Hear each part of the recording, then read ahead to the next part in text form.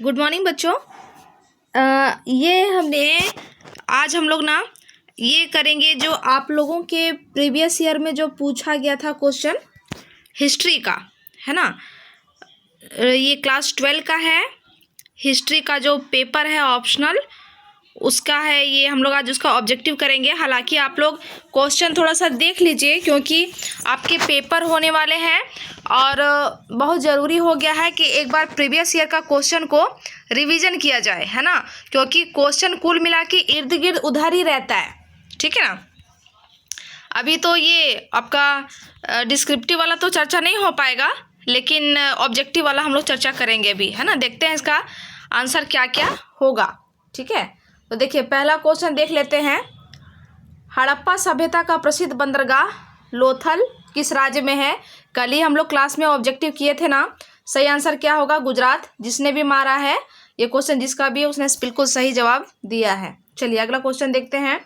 पाटलिपुत्र की स्थापना किसने की थी? पाटलिपुत्र की स्थापना उदयन ने की थी। उदयन कौन था? उदयन ना अजातशत्रु का बेटा था, है ना। अजातशत्रु का बेटा। और उदयन, अजातशत्रु और बिंबिसार तीनों हर्यक वंश से थे। कौन से वंश? हर्यक वंश से थे। अशोक मौर्य वंश से था। चंद्रगुप्त मौर्य मौर्य वंश का संस्थापक था, है ना। चलिए अगला क्वेश्चन। पानीपत का प्रथम युद्ध कब हुआ था? ये एकदम क्लास में और लाइव क्लास में रटा रटा के आप लोग को थक गए हैं। पानीपत का पहला युद्ध कब हुआ था? तो 1526 में हुआ था। किसके किसके बीच हुआ था? बाबर और इब्राहिम लोदी के बीच हुआ था। इब्राहिम लोदी युद्ध के मैदान में मारा गया। 2-3 घंटे में युद्ध का निर्णय हो गया और बाबर ने मुगल वंश की नींव रखी और दिल्ली के गद्दी पर अपना कब्जा जमा लिया। 1556 की बात करें तो ये भी डेट बहुत इंपॉर्टेंट है। ये एक तो वो अकबर का राज्यारोहण का टाइम है, अकबर गद्दी पे बैठा था। दूसरा पानीपत का सेकंड युद्ध हुआ था, ये भी पूछ सकता है। पानीपत का दूसरा युद्ध हुआ था, ठीक है ना। ठीक है। धम्म नीति का प्रतिपादन किसने किया? धम्म नीति का प्रतिपादन किया था सम्राट अशोक ने। अशोक मौर्य वंश का था। चंद्रगुप्त मौर्य मौर्य वंश का संस्थापक था। इसके प्रधानमंत्री का नाम कौटिल्य था, जिसने अर्थशास्त्र की रचना की है। ये अर्थशास्त्र पुस्तक है ना। लेकिन पूछा जाएगा कि किस विषय का पुस्तक है, तो राजनीति का पुस्तक है। ये अर्थशास्त्र नाम सुन के आप नहीं सोचिएगा कि इकोनॉमिक्स का पुस्तक है, बिल्कुल नहीं। ये राजनीति का पुस्तक है ना। हर्षवर्धन जो था पुष्यभूति वंश का था और इसके बारे में बता चुके हैं। 647 तक ये राज करता है, 600 से 647। और इसके समय में हेन सांग इंडिया आया था। हेन सांग इंडिया आया था, है ना। समुद्रगुप्त को भारत का नेपोलियन बोला जाता है, ठीक है। ये गुप्त वंश का था, गुप्त वंश का, ठीक है। अगला, भक्ति आंदोलन के निर्गुण शाखा के प्रमुख संत कौन थे? तो निर्गुण थे कबीरदास। निर्गुण शाखा किसको बोलते हैं? जो ईश्वर के मूर्ति रूप को नहीं स्वीकारते हैं, है ना। वे उनको उनके आकार पर विश्वास नहीं रखते हैं, ठीक है। हालांकि जो मीराबाई है वो सगुन शाखा की थी, है ना। सगुन थी क्योंकि वो कृष्ण की जी की मूर्ति लेकर के घुमा करती थी, पूजा करती थी। तुलसीदास भी सगुन थे, है ना। तुलसीदास ने क्या लिखा है? रामायण लिखा है। किस भाषा में लिखा है? अवधी भाषा में लिखा है। ये सब याद रखिएगा। एक रामायण को वाल्मीकि ने लिखा है जिसको संस्कृत भाषा में लिखा गया है, ठीक है। अगला, हेन सांग किसके दरबार में भारत आया था? पिछले क्वेश्चन में हम लोग चर्चा कर लिए। हेन सांग जो है ना ये हर्षवर्धन के समय में भारत आया था, है ना। समुद्रगुप्त के बारे में बताएं, इसको भारत का नेपोलियन बोला जाता है। कनिष्क की बात करें तो कनिष्क जो है शुद्ध सोने के सिक्के चलाए और ये था ये शुद्ध सोने के सिक्के चलाए थे, ठीक है। और ये किस वंश का था? कुषाण वंश का था। कुषाण वंश का था, ठीक है।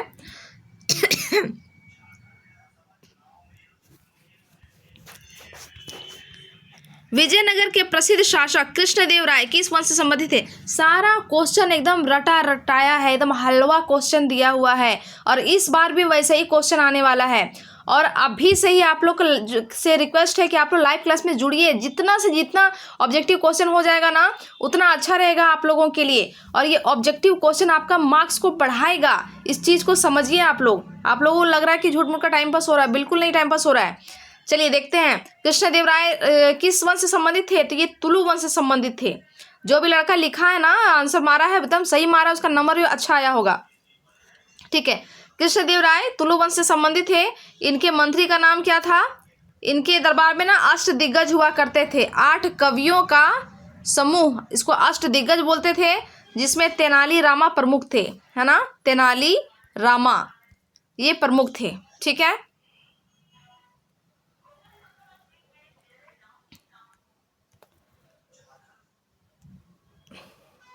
संगम वंश की बात कर लें थोड़ा सा। संगम वंश की स्थापना वही हरिहर और बुक्का, विजयनगर साम्राज्य का जो स्थापना किया था विजयनगर का, संगम वंश यही लोगों ने चलाया था। ठीक है, कब हुई थी विजयनगर की स्थापना? 1336 में। किसने की थी? हरिहर और बुक्का ने। ये स्क्रीन पे ना इतना हाथ से लिखना संभव नहीं हो पाता है, बड़ा बड़ा लिखा जाता है। ठीक है, और बाकी संगम, सुलु, तुलु, अरविडु सब विजयनगर साम्राज्य के ही वंश रहे हैं, है ना। समय समय पर बताए थे ये 300 साल तक राज किया था विजयनगर साम्राज्य, जिसमें संगम वंश आया, फिर सुलु वंश आया, फिर तुलु वंश आया, फिर अरविड वंश आया। लेकिन हमारा क्वेश्चन है कि राजा कृष्णदेव राय किस वंश से थे, तो ये तुलु वंश से थे। ठीक है,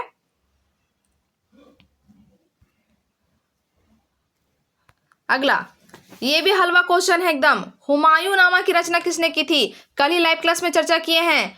हुमायूं ने खुद की थी, हेनरी बेवरेज ने की थी, गुलबदम बेगम ने की थी, या अगला ऑप्शन क्या है देखें, अबुल फजल ने। नहीं, इसका आंसर होगा गुलबदन बेगम ने। हेनरी बेवरेज जो था वो क्या किया था? अकबरनामा का इंग्लिश में ट्रांसलेट किया था, है ना।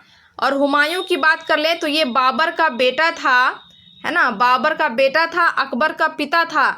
हुमायूं की मृत्यु 1556 में हो गई थी अपनी लाइब्रेरी की सीढ़ियों से उतरते समय। ठीक है, अबुल फजल की थोड़ा सा बात कर लें।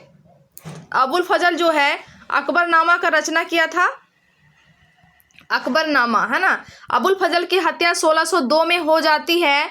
किसने, कौन कर देता है इसका हत्या? वीर सिंह बुंदेला। वीर सिंह बुंदेला। सब कुछ स्क्रीन में लिखना संभव नहीं है, इसलिए आप सुन के याद कर लीजिएगा।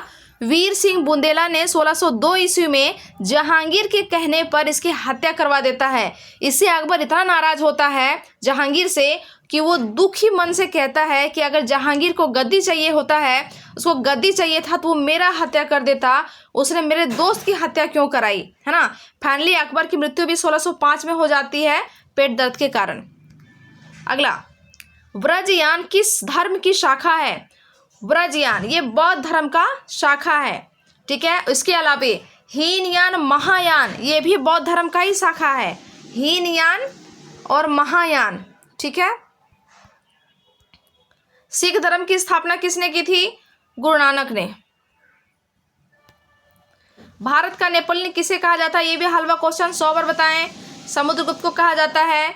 अशोक के बारे में थोड़ा सा बात कर लें अलग से, तो इसने ना बहुत सारे शिलालेख लिखवाए थे। दूसरा है कि अशोक के इसका सबसे फेमस युद्ध है कलिंग का युद्ध, है ना। जो कलिंग के युद्ध में ये इतना रक्तपात मचाता है, इतने सैनिकों की हत्या करता है कि इसका मन पिघल जाता है, और फाइनली वो युद्ध से यूँ समझो तो रेजिग्नेशन दे देता है, त्याग पत्र दे देता है कि अब हम जीवन में कभी लड़ाई नहीं लड़ेंगे, इतना ज़्यादा खून खराबा देख करके। और फाइनली ये बौद्ध धर्म अपना लेता है ना। कौन सा धर्म? बौद्ध धर्म। ठीक है, कनिष्क की बात कर लिए, सुध सोने के सिक्के चलाए, कुषाण वंश का था ये। ठीक, ब्रिटिश ईस्ट इंडिया कंपनी की स्थापना कब हुई थी? ये भी कल का हम लोग लाइव क्लास में किए थे, 1600 ईस्वी में की थी, है ना। 1605 में क्या हुआ था? अकबर की डेथ हुई थी और जहांगीर गद्दी पे बैठा था। ठीक है, 1610 या 1615, इधर का कुछ डेट याद आ रहा है? याद आएगा तो बताएंगे। संथाल विद्रोह के नेता कौन थे? संथाल विद्रोह के नेता थे सिद्धू कान्हू। सिद्धू कान्हू।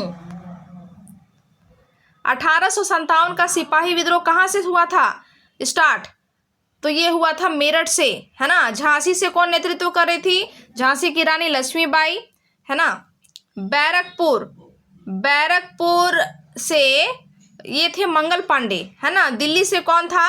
ये बहादुर शाह जफर, जो अंतिम भारत के मुगल सम्राट रहे हैं, है ना। हालांकि यहाँ पे क्वेश्चन अगर ट्विस्ट कर देगा तो आपसे पूछा जाएगा कि बहादुर शाह जफर तो उस समय 82 साल के हो गए थे, तो नेतृत्व नहीं कर पा रहे थे, इसलिए उनके जगह बख्त खान आए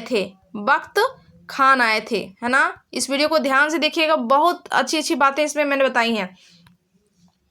अगला क्वेश्चन, भारत में ईस्ट इंडिया कंपनी की व्यापारिक गतिविधियों का प्रथम केंद्र कौन सा था? तो ये था सूरत, है ना, सूरत। कालीकट की बात थोड़ा सा कर लें। यहाँ पे वास्को डी गामा 1498 में आया था पहली बार, तब कालीकट ही उतरा था। उस समय कालीकट का राजा हुआ करता था जमोरीन, वो इसका भरपूर स्वागत करता है। 1857 के विद्रोह के कारणों में एक चर्बी युक्त कारतूस का प्रयोग किस राइफल में किया जाता था? तो इस राइफल का नाम था एनफील्ड राइफल, है ना ये AK-47 है, ना AK-56 है, ठीक है।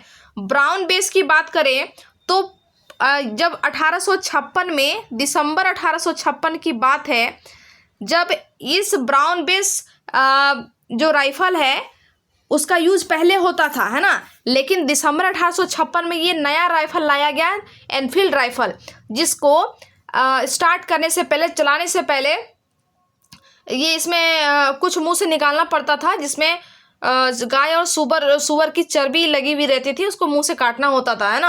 आप लोगों को कहें भी कि मंगल पांडे मूवी देखिएगा, थोड़ा सा क्लियरेंस आएगा आपको। तो इस राइफल का नाम था क्या? Enfield rifle. रैयतवाड़ी व्यवस्था किसने लागू की थी? रैयतवाड़ी व्यवस्था कार्नवालिस नहीं होगा, क्योंकि कार्नवालिस ने जमींदारी प्रथा लागू की थी। ये होगा थॉमस मुनरो। देखिए फंसाया है यहाँ पे क्वेश्चन, हेक्टर मुनरो भी है, थॉमस मुनरो भी है। तो देखिए मुनरो याद करके जाइएगा तो फंस जाइएगा, इसलिए आपको पूरा नाम याद रखना पड़ेगा। थॉमस मुनरो नाम था, हेक्टर मुनरो नाम नहीं था, है ना। फोर्ट विलियम की स्थापना कहाँ की गई थी? फोर्ट विलियम की स्थापना कलकत्ता में की गई थी। कहाँ पे की गई थी? कलकत्ता में। मेघदूतम के रचनाकार कौन है? मेघदूतम लिखा था कालिदास ने, ठीक है। चाणक्य, वही जो चंद्रगुप्त मौर्य का प्रधानमंत्री था, लिखा था अर्थशास्त्र। क्या लिखा था? अर्थशास्त्र। पाणिनि ना संस्कृत से रिलेटेड है, और संस्कृत में का जो व्याकरण है ना, अष्टाध्यायी, वो लिखा था इन्होंने, अष्टाध्यायी। और भास जो है वो स्वपन वासवदत्ता लिखे थे। यूनेस्को ने हम्पी को विश्व विरासत स्थल कब घोषित किया? ये भी हम लोग जो आपका चैप्टर खत्म होने के बाद जो डब्बे में दिया हुआ रहता है ना, वहीं से एक क्वेश्चन उठाया है। ये 1986 होगा। जिसने भी मारा है आंसर बहुत सही, और वो बहुत पढ़ के गया था। हड़प्पा सभ्यता के किस स्थान से कांसे की नर्तकी का प्रमाण मिला है? ये मिला है मोहनजोदड़ो से। मोहनजोदड़ो को मृतकों का टीला कहा जाता है। ये है सिंधु नदी के किनारे। कौन? मोहनजोदड़ो। हड़प्पा है रावी नदी के किनारे। लोथल कहाँ है? गुजरात में, है ना। कालीबंगा है राजस्थान में। रामायण के मौलिक रचनाकार कौन है? हम जब भी आप लोग को क्वेश्चन बताते हैं ना, सारा हम ऑप्शन को डील करते हैं। ये हमने पिछले 2-3 क्वेश्चन के पिछले आप देखिएगा पीछे, तो ये हमने तुलसीदास और वाल्मीकि दोनों के बारे में चर्चा किया, है ना। तो वाल्मीकि ये मौलिक रचनाकार कह रहे हैं कि मौलिक रचनाकार कहने का क्या मतलब है? क्या कि यहाँ तुलसीदास ने भी रामायण लिखा था और वाल्मीकि ने भी रामायण लिखा था, तो दोनों में से आंसर कौन बनेगा? वाल्मीकि बनेगा। इसीलिए बनेगा क्योंकि सबसे पहले वाल्मीकि ने संस्कृत भाषा में रामायण लिखा था, है ना। और तुलसीदास ने बाद में अवधी भाषा में रामायण को लिखा, लेकिन पहले लिखने वाले वाल्मीकि थे, है ना। संथाली भाषा में विद्रोह को क्या कहा जाता है? तो ये विद्रोह को बोला जाता है उलुगलान बोला जाता है। उलूगलान, हुल नहीं बोला जाता है ना। वैसे हुल भी गलत नहीं है, लेकिन मेरे हिसाब से उलूगलान होना चाहिए। एक सेकेंड। भारतीय राष्ट्रीय कांग्रेस के प्रथम अध्यक्ष कौन थे? तो ये थे व्योमेश चंद्र बनर्जी, जिसको शॉर्ट में WC बनर्जी कहा जाता है। दादा भाई नौरोजी को ये कहा जाता है, दादा भाई नौरोजी को ये ओल्ड ग्रैंडफादर बोला जाता है ना, दादा भाई नौरोजी को। ए हो ह्यूम की बात करें तो इसने कांग्रेस की स्थापना की थी। कांग्रेस की स्थापना करने वाला व्यक्ति यही है 1885 ईस्वी में, ए ओ ह्यूम। और WC बनर्जी जो व्योमेश चंद्र बनर्जी है वो पहले अध्यक्ष थे कांग्रेस के। हड़प्पा सभ्यता से संबंधित R37 क्या है? R37 एक कब्रगाह है। इब्न बतूता कहाँ से आया था? ये तो हम लोग क्लास में किए थे, ये मोरक्को से आया था, है ना, मोरक्को से आया था। पुर्तगाल से था कौन? दुआर्ते बारबोसा, निकोलो कोंटी, दोनों पुर्तगाल से थे। साबरमती का संत किसको कहा जाता है? तो महात्मा गांधी को कहा जाता है। एक गाना भी है, साबरमती के संत तूने कर दिया कमाल, तो ये महात्मा गांधी के लिए यूज होता है ना। स्वराज पार्टी के संस्थापक कौन थे? तो इसका आंसर होगा बी और सी दोनों। बी और सी में मोतीलाल नेहरू भी है और चित्तरंजन दास, दोनों ने मिलकर की थी। फिर 1925 ईस्वी में ना चित्तरंजन दास की मृत्यु हो जाती है, फिर मोतीलाल नेहरू इसको कंटिन्यू करते हैं। भारत में सर्वप्रथम सोने का सिक्का किसने जारी किया था? तो सोने का सिक्का ना हिंद यूनानी, जिसको इंडो ग्रीक कहते थे, उन्होंने जारी किया था। अब आप सोच रहे होंगे कि मैडम बताइए है कुषाणों ने किया था, है ना। तो यहाँ पे आप एक चीज़ देखिएगा अंतर, यहाँ पूछ रहा है भारत में सर्वप्रथम सोने का सिक्का किसने जारी किया। तो सर्वप्रथम पूछेगा ना तो इंडो ग्रीक ही होगा, और पूछेगा शुद्ध सोने का सिक्का जिसमें कोई मिलावट नहीं था, सिर्फ सोना था, वो कुषाणों ने जारी किया था, है ना। हालांकि इंडो ग्रीक ने जो सोने के सिक्के चलाए थे उसमें मिलावट थे, है ना, सबसे पहले यही थे करने वाले, लेकिन शुद्ध सोना पूछेगा तो कनिष्क हो जाएगा। ठीक है, उम्मीद करते हैं कि आपको समझ में आया होगा अंतर कि हम क्या कहना चाह रहे हैं। गांधी जी का राजनीतिक दर्शन विचारधारा किस पुस्तक में वर्णित है? तो ये है ना हिंद स्वराज में, बहुत अच्छा। हड़प्पा सभ्यता का भारत में स्थित सबसे बड़ा स्थल कौन है? भारत में पूछ रहा है ना, भारत में, क्योंकि ये हड़प्पा और मोहनजोदड़ो आज दोनों ही पाकिस्तान में है, तो ये वैसे भी आंसर नहीं होगा, है ना। धौलावीरा और राखीगढ़ी, तो इसमें राखीगढ़ी होगा सबसे बड़ा। अब आपका कितना क्वेश्चन हो गया इसमें? 30 क्वेश्चन हो गए होंगे मेरे ख्याल से। ठीक है, उसके बाद और क्या क्वेश्चन आया है आप देख लीजिए। ये अति लघु उत्तरीय क्वेश्चन में प्राचीन भारतीय इतिहास के अध्ययन के कौन कौन से स्रोत है, ये क्वेश्चन आया है।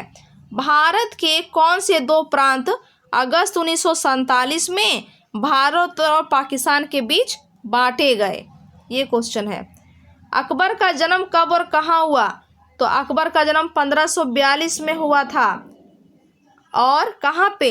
राणा वीर साल के महल में हुआ था। सगुन भक्ति का क्या है? ऑलरेडी पढ़ा चुके हैं। पहाड़िया कौन थे? ये आपका आधुनिक भारत में है। भारतीय स्वतंत्रता आंदोलन में त्रिमूर्ति के नाम से कौन कौन प्रसिद्ध है? सिपाही विद्रोह से जुड़े हुए दो प्रमुख महिला नेत्रियों के नाम लिखें। भारत में रेलवे लाइन पहली बार कब और कहां से बिछाई गई, कहां तक? तो 1853 में बिछाई गई थी, बम्बई से थाने। और किसके समय में? लॉर्ड डलहौजी के समय में। ठीक है, इंग्लिश बॉन्ड प्रणाली क्या है? ये आधुनिक भारत का क्वेश्चन है। भारतीय संविधान के प्रमुख अवगुण क्या हैं? भक्ति आंदोलन के बारे में लिखें। काला शहर और गोरा शहर में अंतर स्पष्ट करें। रोलेक्ट एक्ट को काला कानून क्यों कहा जाता है? ये सभी क्वेश्चन आए हुए हैं। हड़प नीति क्या है? 1857 की क्रांति की धार्मिक कारणों की चर्चा करें। चंपारण सत्याग्रह के बारे में लिखें। संथाल विद्रोह के कारण एवं स्वरूप पर प्रकाश डालें। भारतीय स्वतंत्रता आंदोलन में गांधी जी के द्वारा प्रयोग किए गए प्रमुख हथियार तथा अस्त्र शस्त्र की चर्चा करें। एक इतिहासकार के रूप में अकबरनामा के लेखक अबुल फजल की भूमिका का विश्लेषण करें। मौर्य साम्राज्य के पतन के क्या कारण थे। कबीरदास की जीवनी, शिक्षाएं और उपदेश की चर्चा करें। भारतीय संविधान की प्रमुख विशेषताओं का वर्णन करें। ये सभी क्वेश्चन पिछले प्रीवियस ईयर में पूछा हुआ है। ये क्लास 12 का है। आप लोग इसको ना जरूर से पिछला क्वेश्चन हमेशा प्रैक्टिस करके जाइएगा, है ना। और ऑब्जेक्टिव तो जरूर से, ऑब्जेक्टिव का जिम्मा तो हम ले लिया, हम करा देंगे। बाकी जो क्लास में क्वेश्चन आंसर है ना, वो सब याद करना आपका काम है, ठीक है। हम डेली लाइव क्लास लेंगे, हर एक सब्जेक्ट का ले लेंगे, वो उससे आपको दिक्कत नहीं होगा। आप ऑब्जेक्टिव सारा बना लीजिएगा, ठीक है। चलिए, वीडियो कैसा लगा कमेंट करिएगा। Thank you.